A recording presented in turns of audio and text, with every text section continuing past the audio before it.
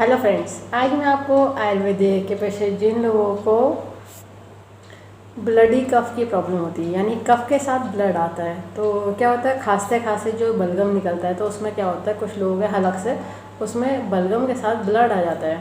किसी का थोड़ा कम होता है, किसी का ज़्यादा होता है। तो लोगों को पुरानी सोच है कि अगर कफ के साथ ब्लड आ रहा है तो यानी टीबी की प्रॉब्लम है। तो देखिए, पहले इस चीज़ को समझिए कि क्यों आ रहा है। हर बार अगर कफ होता है कि क्यों ब्लड आ रहा है, क्या रीज़न है। कहीं आपकी लंग्स रिलेटेड प्रॉब्लम तो नहीं है, टीबी वाली नहीं, लंग्स रिलेटेड प्रॉब्लम जैसे कि ब्रोंकाइटिस। ब्रोंकाइटिस का मतलब होता है जो ब्रोंकियल्स होते हैं, जो लंग्स के अंदर नलियाँ होती हैं जिसके ज़रिए हवा का आना जाने का वो होता है, नलियों से पास होती है।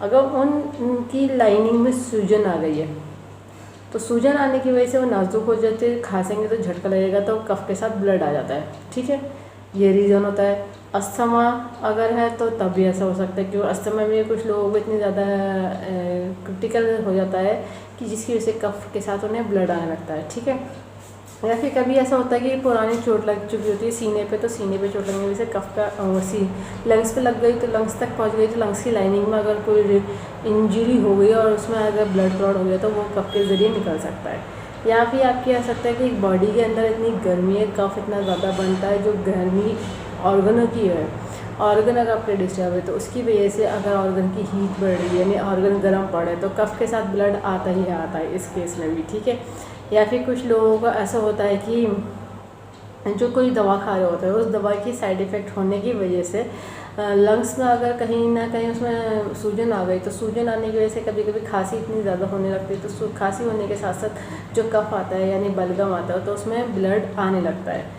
तो अब ब्लड आने के तो रीज़न बहुत सारे हो सकते हैं। ठीक है, अब क्या रीज़न है तो उसके हिसाब से तो पॉइंट अलग से ऐड ऑन करा जाएगा। अब कफ में ब्लड आना ख़त्म हो जाए, रुक जाए, तो उसका सिंगल पॉइंट ट्रीटमेंट बताने जा रहे हैं ताकि आप लगा करके रिलीफ ले सकें।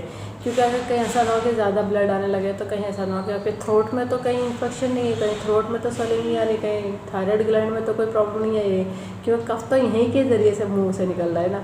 अब ये तो पता नहीं कि लंग्स में है कहाँ है, तो ये तो जब डायग्नोज करा होता है डॉक्टर मेडिकल के रिपोर्ट में, तब उसमें डिटेक्ट होता है कि रीज़न कहाँ है।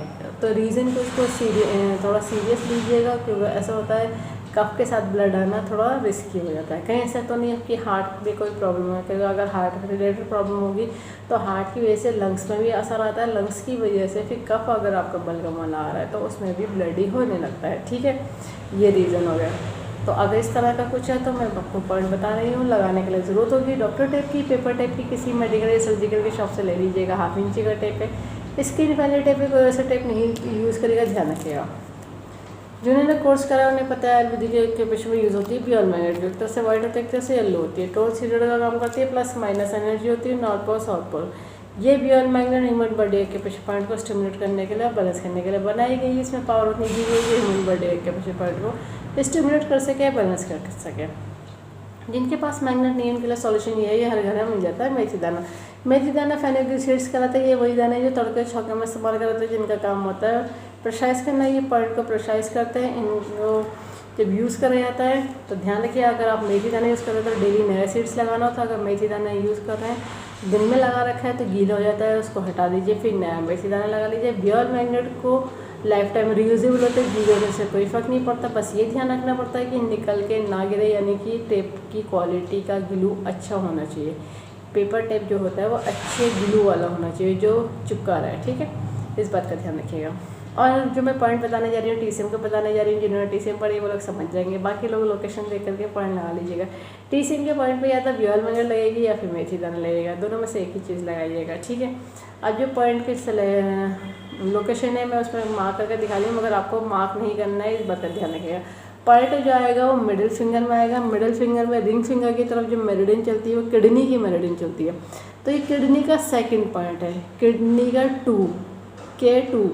तो ये क्या करेगा, आपको जो कफ आ रहा है ब्लड में, मतलब बलगम में, तो ये उसको रोकने ख़त्म करने की कोशिश करेगा, टॉक्सिन को बाहर निकालने की कोशिश करेगा। क्योंकि किडनी जो हो रही है आपकी इस वजह से गर्म पड़ जा रही है, जो कि कफ के साथ ब्लड निकाल रहा है। ठीक है, तो किडनी का फंक्शन डिस्टर्ब हो रहा है और लंग्स का भी, क्योंकि किडनी और लंग्स का आपस में इंटरकनेक्टेड होता है फंक्शन।